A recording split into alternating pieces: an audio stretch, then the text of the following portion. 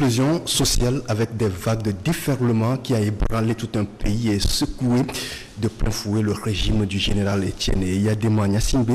Au palais de la justice, l'atmosphère n'a pas été calme, la tension était perceptible. On y chante très fort l'hymne national, terre de nos aïeux, proscrit depuis une quinzaine d'années.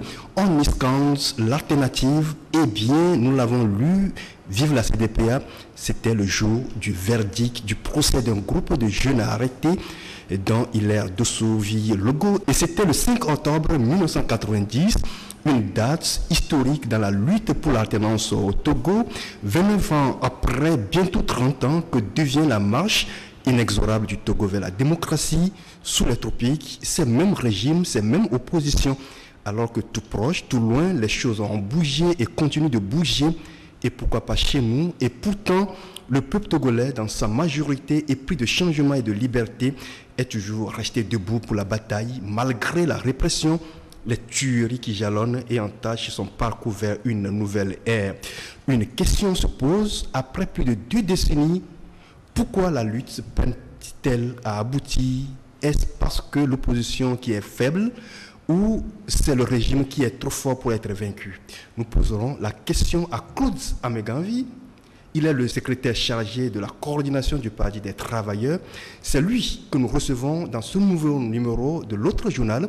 Bonjour à toutes et à tous et bienvenue au rendez-vous de l'actualité pour savoir et comprendre. Bonjour, Monsieur Claude Ameganvi. Bonjour. Merci d'être là. Et c'est votre premier passage dans cette émission. Exactement, mais d'abord, je tiens à vous remercier de cette invitation, qui est la première, comme vous l'avez dit tout à l'heure. Je ne connaissais pas votre studio. Je suivais effectivement sur les réseaux sociaux la diffusion de vos émissions. Et donc, aujourd'hui, je suis avec vous. C'est un réel plaisir pour moi. C'est un plaisir pour nous aussi. Je ne suis pas seul, je suis avec Isidore Kouanou. Il est également journaliste à l'Alternative. C'est ensemble avec lui que nous allons poser des questions sans concession à M. Claude Ameganvi pour obtenir des réponses sans ambiguïté. Claude Ameganvi. Bien sûr. Comment vous vous portez et votre parti? Moi, je me porte bien, le parti aussi. Ouais. Et c'est vrai que ces derniers temps, nous ne nous exprimons plus comme nous le faisions par le passé, parce que nous avons délibérément fait le choix de rester un peu en retrait des événements pour que les événements puissent sanctionner ce que nous avons dit en d'autres circonstances auparavant sans avoir été écoutés. Mais nous étions sûrs que les faits finiront par nous donner raison. Nous y sommes.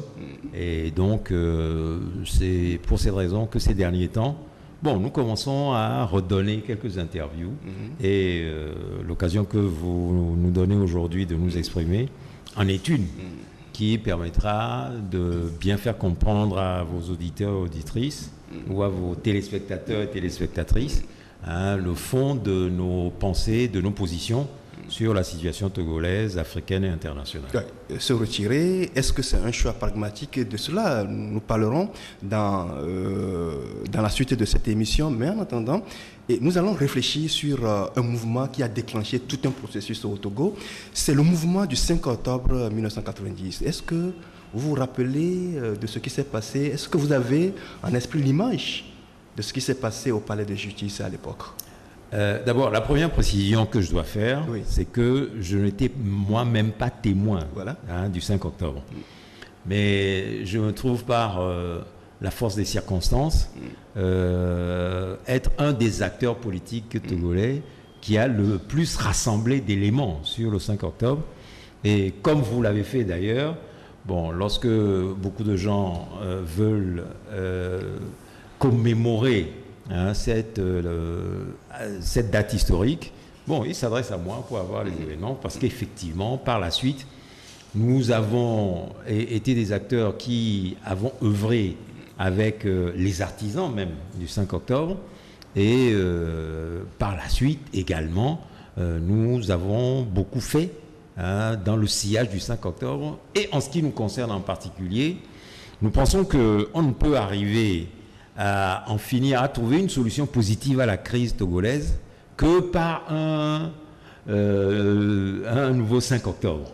Et donc, tout le monde connaît nos positions là-dessus. bon, nous sommes les partisans d'un nouveau soulèvement populaire qui permettrait d'en finir avec le régime dynastique du clan des Eyadema Gnassingbé. Et bon, de ce point de vue-là, notre pensée est en réalité l'expression d'une continuité de ce mouvement profond qui a commencé à partir de la jeunesse togolaise et qui s'est étendu par la suite à l'ensemble du peuple togolais. Et avant de laisser Isidore poser une question, est-ce que ce mouvement était spontané ou bien est-ce que c'est le résultat d'un processus, bien c'est l'aboutissement d'une longue marche? Alors, il y a les deux aspects bon, dans la question que vous posez, dans la réponse à la question que vous posez. C'est-à-dire qu'en premier lieu, oui, c'était un mouvement spontané. C'est-à-dire une explosion populaire à l'état brut. Ce qui s'est passé au Palais de Justice ce jour-là était quelque chose d'inattendu, de jamais advenu dans la situation togolaise. Mais en même temps, on ne peut pas comprendre que de manière aussi soudaine et brutale, tout un peuple ait fait irruption aussi violemment sur le terrain de l'histoire où se joue sa destinée, sans que des facteurs extrêmement importants les poussent à le faire. Des facteurs qui sont hérités du passé. C'est-à-dire que la marche au 5 octobre a été préparée par toute une série d'événements qui en sont le fondement en réalité. Et ces événements-là, ou ces éléments qui en sont le fondement, mais sont en réalité d'ordre social. C'est la profonde dégradation de la situation économique, sociale et politique qui a poussé les jeunes à exploser en relation avec le contexte d'une situation africaine et mondiale qui était à l'irruption des masses populaires dans plusieurs pays, sur plusieurs continents. Surtout avec la chute du mur de Berlin. Surtout avec la chute du mur de Berlin à partir de novembre 89, une année auparavant. C'est cela. Mais nous avons consacré un document à l'étude du 5 octobre. Et ce que nous avons relevé dans toute la compilation que nous avons faite et dans les recoupements que nous avons faits, c'est que en réalité, octobre 90 était un mouvement qui venait de très loin. Et ce qui était extraordinaire, c'est qu'il y a eu une étude commandée par le BIT PECTA. Le PECTA, c'est un centre, disons, de recherche du Bureau international du travail, qui est, comme vous le savez, une institution de l'ONU, et qui avait commandé dans les années 80, au début des années 80, une étude sur la situation togolaise, sur les perspectives de l'emploi salarié au Togo. Et cette étude fixait précisément l'année 1990 comme l'année où, si la situation sociale n'était pas résolue, c'est-à-dire si la progression du chômage, qui était de l'ordre d'un taux de 17% par an, si elle continuait jusqu'à arriver à un taux de 40% des actifs urbains, cette situation, et c'est le rapport qu'il écrit texto noir sur blanc, que cette situation serait explosive et elle aboutirait à une explosion sociale. C'est écrit noir sur blanc. Donc, et ce rapport, si ma mémoire est bonne, date de 1985, 85 par là. C'est une étude qui a été faite, je crois, sur 1 ou 2 ans et qui a été rendue publique en 1985. Donc, ceci était prévu 5 ans avant l'irruption d'octobre 90. Mais au-delà de ça, bien avant, déjà vers la fin des années 70, des journalistes qui ont couvert la situation togolaise et l'ont analysée, au moment où les plans d'ajustement structurel se mettaient en application, ont indiqué que si la politique de régression sociale que le régime mettait en œuvre contre les intérêts des populations et surtout des couches vulnérables, de la couche vulnérable particulière que constitue la jeunesse, eh bien, à force de tirer sur la corde, elle finira par se casser. Bon, c'est un journaliste du nom de Jean-Claude Paumonti qui était à l'époque le rédacteur en chef, responsable du desk diplomatique au journal Le Monde, qui avait écrit un article là-dessus. Et pourtant, c'était un journaliste qui était très bien en cours auprès des Yadema à l'époque. Bon, bien d'autres écrivains ou analystes ont écrit des choses semblables où ils pronostiquaient le fait que, avec la poursuite de la tendance de cette manière-là, les choses éclateraient. Et d'autres signes avant-coureurs, sur le ras-le-bol de la population et la recherche désespérée et peut-être même aventuriste d'une solution à la crise togolaise, se sont manifestés notamment à travers les événements de septembre 86. Septembre 86, rappelez-vous, cet assaut d'assaillants, comme on les avait appelés à l'époque, sur Lomé, qui était un mouvement qui avait, somme toute, un caractère politique aussi, mais qui, même si on se perd en conjecture sur ses initiateurs et ses auteurs, semblait être un mouvement qui avait été nourri par l'ensemble de la frustration qu'éprouvaient certains acteurs qui avaient été réduits à l'exil. Mais à l'époque, on parlait des attaques terroristes. Oui, c'est ce qu'ils se disaient. Mais en fait, les personnes qu'on a mis en avant, qu'on a accusées, etc., indiquaient clairement que ce mouvement, ce coup de force, ce coup de main, s'il était intervenu, c'était d'abord et avant tout pour des raisons essentiellement politiques, dû au blocage de la situation politique togolaise par le régime de monopole du parti unique, parti-État. Par la suite, il y a eu aussi, 2 ans avant octobre 90, l'explosion à la prison civile de Lomé.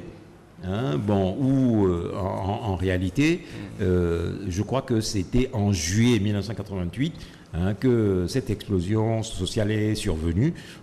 La prison civile de Lomé, qui n'a pas tellement changé depuis, surpeuplée comme elle l'est actuellement, elle l'était déjà à l'époque, et qui, sous un accès de colère comme ça des détenus, ce jour-là, a explosé. Les détenus ont défoncé les murs, certains se sont échappés, etc.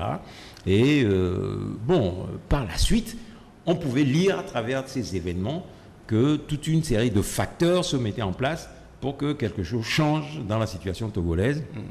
Et l'arrestation de toute une série d'étudiants et de jeunes travailleurs se réclamant pour la plupart de la CDPA, la Convention démocratique des peuples africains, accusés de distribution de tracts séditieux et attaquant le régime, a été véritablement la goutte d'eau qui a fait déborder le vase ce jour-là pour que cette explosion puisse intervenir. En fait, ces événements avaient commencé au mois de septembre 90 avec l'arrestation de toute une bande d'étudiants, dans laquelle d'étudiants et de jeunes travailleurs dont faisaient partie Logo et Doglo. Avant leur arrestation en septembre, au mois de juillet, s'était constituée la Ligue togolaise des droits de l'homme. Là également, ça montrait que quelque chose de nouveau intervenait dans la situation togolaise, puisqu'on ne permettait pas jusque-là que des organisations indépendantes de la sorte puissent se constituer. Et avec la constitution de cette association et cette arrestation pour distribution de tracts, l'ensemble des ingrédients étaient réunis pour que l'explosion puisse survenir. Alors, lorsqu'ils ont été arrêtés et torturés à la Sûreté nationale, dirigée par, à l'époque, par le tristement célèbre commandant Pita Lunani Laokbesi, qui était le tortionnaire en chef là-bas, des voix s'étaient élevées, des rapports avaient été faits aussi bien par la Ligue togolaise des droits de l'homme que par toute une série d'autres organisations, et ces rapports avaient conclu à la vérité, à établir de manière formelle que ces jeunes avaient été torturés. Et donc, c'est la répercussion de cette information au sein de l'opinion qui avait conduit toute une série de jeunes à se retrouver dans leur action de contestation du régime et à prendre la résolution sur eux, dans les quartiers, de se préparer à en découdre avec le régime, ce 5 octobre-là. Et en réalité, avec la campagne qui avait été développée par la Ligue togolaise des droits de l'homme, le contingent d'étudiants qui avaient été arrêtés dans cette vague d'arrestation avait été libéré, sous la pression des organisations internationales. Et il ne restait que les deux jeunes qui étaient travailleurs à l'époque. Hilaire Logo de Souvi était journaliste et Doglo Agbelenko, lui, était un agent de la S3G. Bon, et donc, ils ont été arrêtés, ils ont été maintenus, ont été condamnés. Et c'est là où, en fait, cette condamnation a suscité l'indignation générale. Et bon, les gens sont arrivés, comme vous l'avez dit tout à l'heure, au palais de justice de Lomé, en scandant l'hymne national qui était interdit depuis plusieurs années, ainsi de suite, ainsi de suite. Et lorsque le juge qui présidait la séance a appelé et fort curieusement d'ailleurs, les deux juges qui ont suivi l'affaire, aussi bien en première instance que lors du rendu du verdict ce jour-là, sont des juges dont on parle beaucoup aujourd'hui dans la situation togolaise, c'est-à-dire l'actuel ministre de la Justice et l'actuel président de la Cour suprême. Bon, donc de la Cour constitutionnelle, pardon. Bon. Et donc, voilà, les jeunes se sont répandus dans les rues, ont cassé les commissariats, les véhicules administratifs et tout. Et à partir de là, comme du feu sur une traînée de poudre, cet événement a enflammé et embrasé tout le pays, de Lomé jusqu'à Dapango, et ça a été le cycle des événements de l'insurrection, bon, qui se poursuit en fait depuis 29 ans. Et qui a ouvert la porte à toute une série d'événements. Vous l'avez si bien dit, vous nous avez relaté un peu ce qui s'est passé, mais est-ce qu'à un moment donné, à cette époque-là, il vous est venu à l'esprit que le Togo va demeurer dans cette situation jusqu'à 29 ans après? En aucun cas. Personne n'aurait pu penser que nous serions dans la situation dans laquelle nous sommes aujourd'hui, 29 ans après cet événement. Parce que lorsque ça s'est immédiatement passé, tout le monde avait bon espoir que dans quelques semaines, dans quelques mois, le régime allait tomber. Bon, surtout, comme j'ai indiqué tout à l'heure, que au lendemain de l'événement, comme du feu sur une traînée de poudre, tout le pays s'est embrasé. Et donc, tous les ingrédients étaient réunis pour que le régime lui-même tombe de manière immédiate. Mais en réalité, lorsque vous analysez les choses sur le fond, ce qui a sauvé ce régime, aussi bien en 1990 que par la suite avec tous les mouvements qui sont développés en 1991, 92, 94 et régulièrement et de manière cyclique depuis, c'est une classe politique, mais totalement corrompue, qui était dirigée à l'époque, dont les premiers chefs de file étaient des anciens du régime des Yadema. C'est-à-dire, c'était des membres du régime même. Le premier chef de file, c'est Yao Madiawa, puisque vous savez que... Qui dirigeait à l'époque la CNDH. Qui dirigeait à l'époque la CNDH et qui, à l'époque, mais politiquement, d'abord, professionnellement, était l'avocat personnel des Yadema.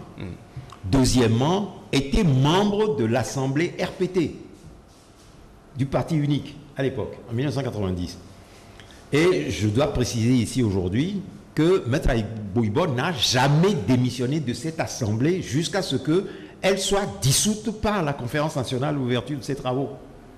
Donc vous voyez qu'il y a une parfaite continuité dans l'attachement à ce régime de cette personnalité politique-là.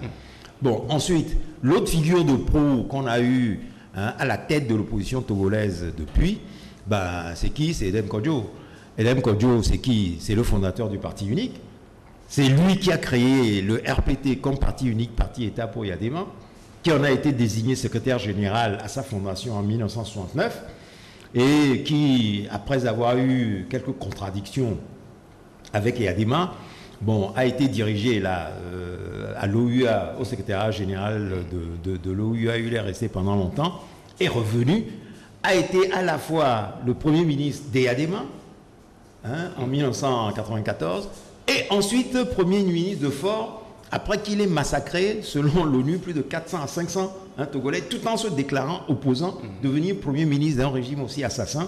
Donc vous voyez le type de figures qui ont dirigé l'opposition togolaise, et bien sûr, comme ils étaient devant et entraînaient tout le monde, tous les autres ont suivi. Là-dessus, se sont ralliés tous les affamés, tous les arrivistes tous les cupides, hein, bon, si on peut le dire ainsi, bon, qui voulaient faire de la politique un fonds de commerce, hein, et qui parasite et pollue le landerneau politique togolais aujourd'hui. Bon, donc résumé, hein, c'est ce qu'on peut dire pour caractériser de manière globale, hein, le paysage politique, hein, où l'essentiel, la majorité de ces responsables, hein, politiques. Et sinon, on n'y comprendrait rien à ce qui se passe aujourd'hui. Il y avait un événement aussi majeur, c'est la fameuse conférence souveraine qui n'a rien donné après. Oui, mais la conférence nationale dite souveraine, mais elle ne l'était pas en réalité, bon, est un de ces ratés de l'histoire de notre révolution. Parce qu'en fait, c'est un événement qui a été mis en avant pour casser un processus. Et ce processus qui a été cassé, c'est lequel? Mais c'est précisément celui qui a vu, après les mouvements de 90, qui sont prolongés en 1991, bon, le tournant qui a été marqué avec les massacres de la lagune de Baie, hein, les 10-11 avril 1991, suite auquel le peuple s'est levé dans une indignation générale en exigeant plus fortement qu'il ne le faisait jusque-là le départ des Yadema. Et devant cet événement, mais c'est une véritable chape de plomb qui a pesé sur la situation togolaise, et ces acteurs politiques ont tout fait pour que les choses soient cadenassées dans un rapport donné. Bon, malheureusement pour eux, nous étions revenus d'exil à ce moment-là. Moi, je suis rentré au Togo exactement le 23 avril 1991, et parce que bon, je tenais à être présent pour voir comment la commémoration, la recommémoration de l'anniversaire de l'indépendance, hein, le 27 avril se passerait, et ça a été une très très grande fête. Et à partir de là, les événements se sont emballés jusqu'à la première grève générale illimitée de juin 1991 qui exigeait la démission des Yadema. Et effectivement, cette grève générale était si puissante de Lomé jusqu'à Saint-Cassé que Yadema voulait démissionner à l'époque. Et en réalité, ça, l'histoire le reconnaît, c'est Yao Agboibo qui a cassé cette grève. Pourquoi? En sortant une déclaration contradictoirement à celle du Code FOD à l'époque, qui avait appelé formellement à une grève générale illimitée jusqu'à la démission des Yadema. Agboibo, dans le dos de la grève, va sortir une déclaration en disant que la grève générale, ce n'était pas pour obtenir le départ des Yadema, mais c'était pour obtenir la conférence nationale. Voilà pour quelles raisons nous avons, disons, une conception, un bilan très mitigé sur la conférence nationale. Avec mon camarade et ami Feu Tavio Amorin, hein, bon, qui a été assassiné froidement, dont je respecte, dont je rends hommage à la mémoire ici. Eh bien, nous avions en son temps sorti une déclaration pour dénoncer la concession, les fameux accords du 12 juin 1991 qui concédaient la conférence nationale. Parce que dans l'accord qui avait été signé, il y était déjà stipulé que à la conférence nationale, il s'agirait de constituer un gouvernement d'union nationale, et c'est ce qui a été fait contre les intérêts du peuple togolais, alors que Agboibo nous avait expliqué qu'il ne fallait pas chasser Yadema par la grève générale, parce qu'il fallait l'emmener à la conférence nationale pour que sur la base du bilan accablant qui serait fait de son régime, on puisse le destituer. Et quand on est arrivé là-bas, et les éléments accablants ont été accumulés aussi bien sur les violations des droits de l'homme que sur le pillage économique avec la déclaration de faillite, hein, qui a été formellement établie par un expert comptable, membre de la CDPA. Eh bien, il n'était plus question de démissionner Yadema, etc. Bon, ce qui était extraordinaire. Alors que la majorité des délégués à la conférence, à notre initiative, hein, celle de Tavio et moi-même, ont signé une pétition dans la salle pour qu'un acte portant destitution des Yadema de ses fonctions de président de la République a été signé par l'écrasante majorité des députés. Eh bien, ils ont fait barrage pour que ce projet d'acte que nous avions rédigé et soumis au bureau de la conférence, hein, ne soit pas mis aux voix Et c'est comme ça que Yadema a pu être sauvé. Quelle leçon faut-il tirer maintenant de cette lutte qui a commencé depuis 1990 jusqu'à aujourd'hui? Est-ce qu'on peut tirer une leçon de cette marche-là? Oui, moi la leçon que je tire de manière immédiate, c'est sur la base de tout ce que je vous ai raconté. Quelques mots, c'est que si le régime du clan de Gnassingbé est là aujourd'hui, mais c'est que à chaque fois, il a été sauvé par ceux qui se présentent à nous comme étant des opposants, les chefs de file de l'opposition togolaise, les uns après les autres. C'est eux qui ont sauvé ce régime. C'est eux qui font qu'il se maintienne. Là où les peuples, à chaque fois, se sont soulevés pour en finir avec ce régime, pour le chasser du pouvoir, c'est eux qui ont cassé à chaque fois les mouvements pour qu'il reste. Et c'est évident que ce n'est pas sans contrepartie. C'est qu'il y a un intérêt à la clé.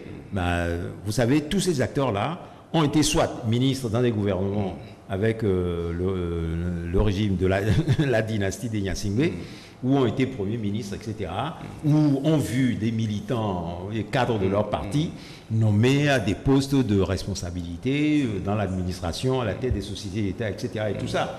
Et c'est là où, c'est pour cette raison que je disais tout à l'heure que tout ceci, ils l'ont fait parce qu'ils ont fait de la politique togolaise un fonds de commerce pour leurs intérêts personnels. C'est ce qui va nous conduire à la deuxième partie de cette émission où on va analyser, on va faire une autopsie de la lutte politique pour en déceler les raisons de son échec, mais tout juste après cette pause, le temps de respirer un peu, restez avec nous. Et chers internautes, on se retrouve dans quelques secondes pour la deuxième partie de cette émission où nous recevons Claude Amegavi. Il est le secrétaire chargé de la coordination du Parti des travailleurs. C'est lui qui est avec nous au début de cette émission. À tout de suite.